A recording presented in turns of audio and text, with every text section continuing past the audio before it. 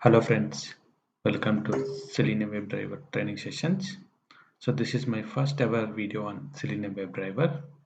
In this session, I'm going to explain you how do we configure Selenium WebDriver in Windows laptop.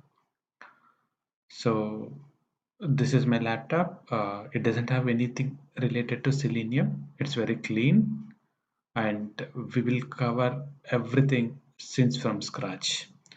So let me start with prerequisites. So these are the prerequisites. I have listed it out. You need to have a laptop or desktop with Windows 7 version at least, or 3 GB memory minimum required because we would be running Java and Eclipse. And hard disk can be 10 GB plus, but ideally it would be better to have more than that. So that's why I listed it out 50 GB. And this is one of the first prerequisites. So if you look at my laptop is having everything that's I stated in the step one, and the rest of the two things, these are the two things required to start with Selenium. So one is Java and other one is Eclipse. So we will look at how do we install Java. So to install Java, first we need to identify whether Java is installed in your laptop or not. So to do that, go over here, type cmd. So we are opening the command prompt and type Java hyphen version. So look at guys, we are getting one of the message saying that Java is not recognized as an internal or external command, operable program or bash file. It means that the Java is not installed.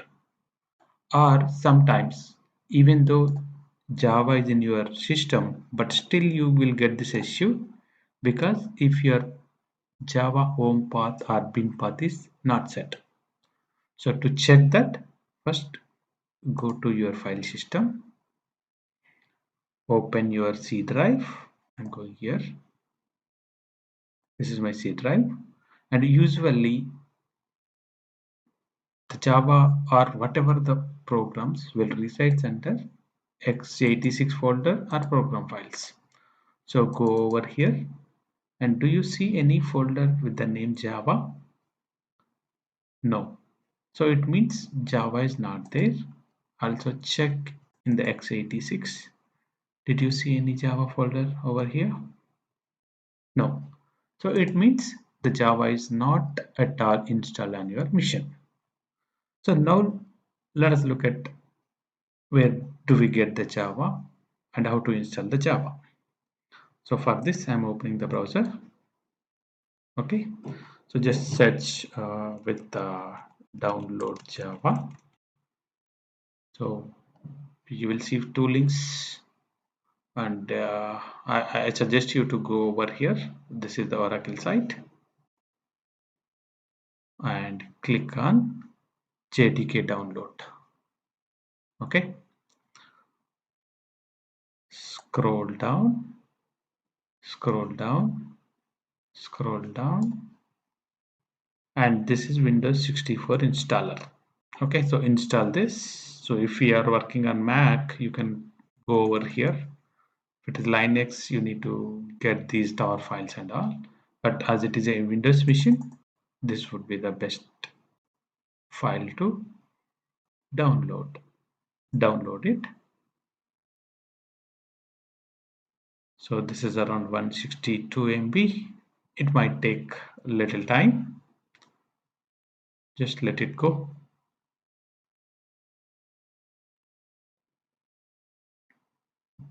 So 23 seconds left.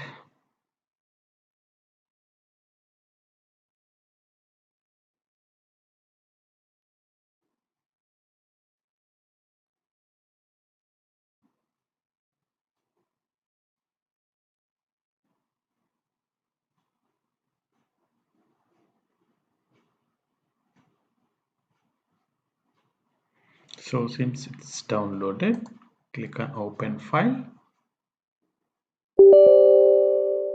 Click on yes. Now installer is popped up. You can select next and it's okay to have in default folder C program files Java JDK 14.0.2.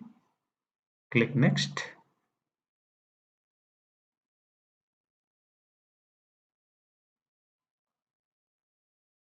Okay, just click close.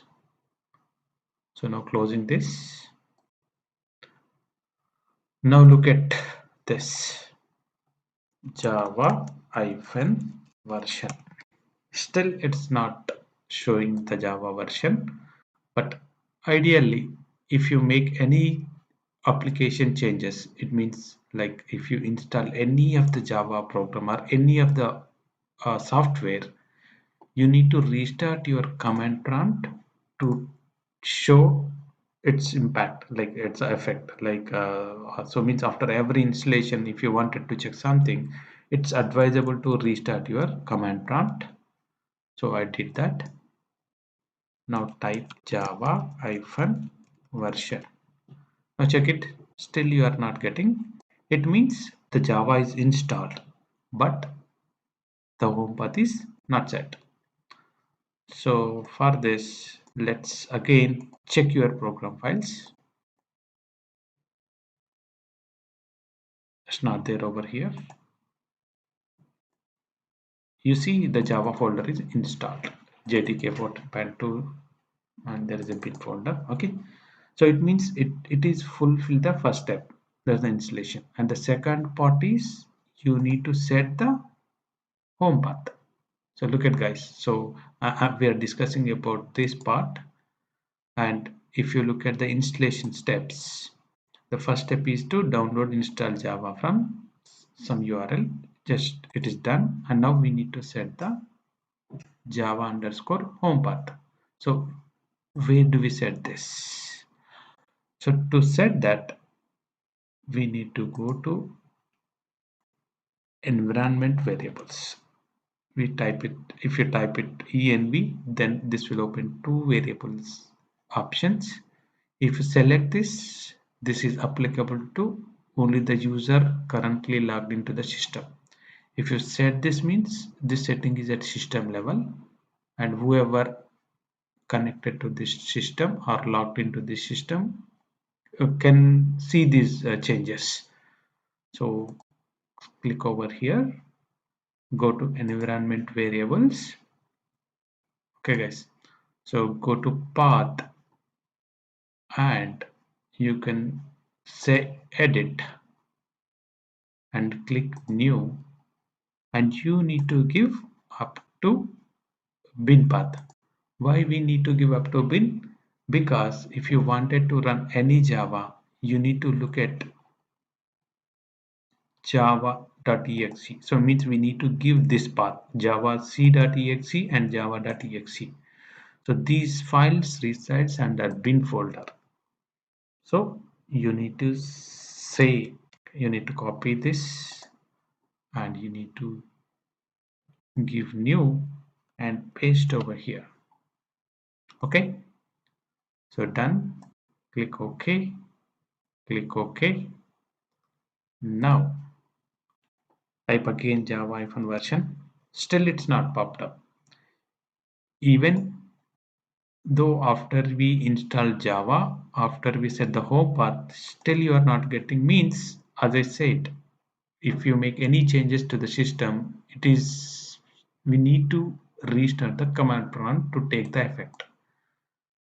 Close this, go over here, type cmd, type java version. Look at this. So now you got the Java version. So it means now the Java successfully installed. So because how command prompt is identifying Java? Because we set the Java exe path in environment variables, so that whatever, if you run with Java, it will be shown up. So this is how you can configure the Java home path and complete the installation part. So we completed this. Now let us look at download and install Eclipse. Okay, so for this, again open your browser and type download Eclipse. So you see https eclipse.org/downloads. So this is the site where you will see the latest Eclipse binaries or software. So download 64-bit and you can click on download. So this is downloading one of the exe.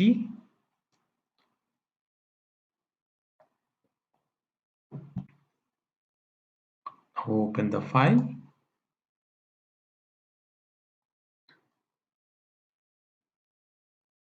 No, Eclipse installer is trying to install Eclipse.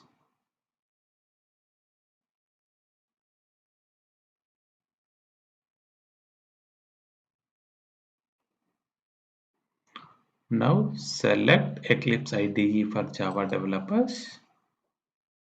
See, as we install Java, it automatically detected your Java JVM version. If you don't have installed Java, then you might face some issues in installation. So that's why the first step is to install the Java and the second step is to install the Eclipse. Click on install.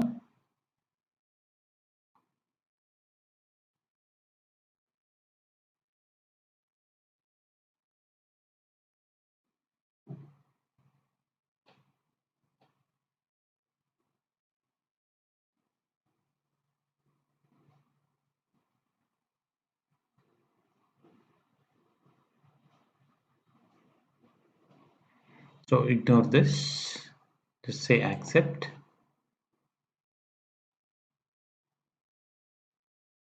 And then click on launch.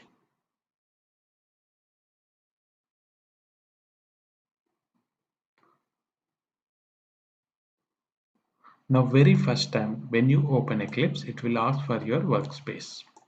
Workspace is nothing but it is the space allocated by the system to make use for your programs. So means whatever you created from the within Eclipse will be saved under this. This is nothing. It's nothing like whenever you created a new system, the operating system will create documents, pictures, kind of folder, right? So this is also kind of default workspace that allocated by Eclipse.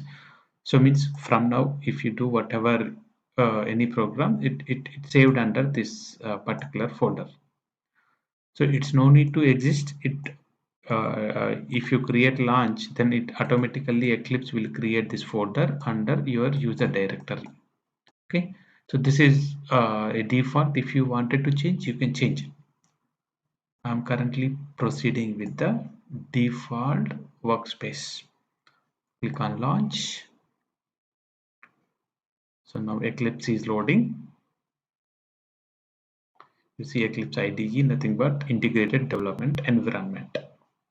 So I'm already having certain files, so that's why you got so I'm just uh, deleting them. So I like to start it with clean. Let me delete these 4 files. Okay guys, I'm deleting it from even my computer. If you delete it from here, it only deletes from workspace, but if you delete, it will delete the complete things. Okay, so now you see the project explorer. This is the area where you can see all your projects. So right now it doesn't have anything. It's just we completed installation of Eclipse. So this is our third step in installation steps. And the fourth is install Maven plugin. So Maven is it's one of the plugin utility to create Java projects. So if you use Maven, using the Maven default archetypes, you can create a set of different projects. So means based upon your selection, your folder structure will be generated automatically. So let us see how it works. So before that, first let me check you have the Maven or not. So file, new project. Yes, you see, if you see Maven over here, it means by default the Eclipse came up with the Maven plugin. So you don't need to install. So in case if you don't find this, you need to go to help and Eclipse marketplace. So marketplace is something like, for your mobile, you will be using Google Play Store to install the apps. So similarly, this marketplace will help us to install any plugins in your Eclipse.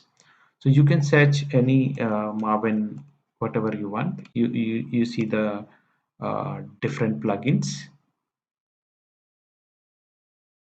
You see Maven development tools, Maven. Just you click on install, then it will have certain steps you need to finish to install the Maven plugin. So as we already having it in our Eclipse, so I'm not going to install one more time. I'm just canceling it. Okay. So now your Eclipse setup is completed. Okay, so this is how you can install and complete the Java and Eclipse installations.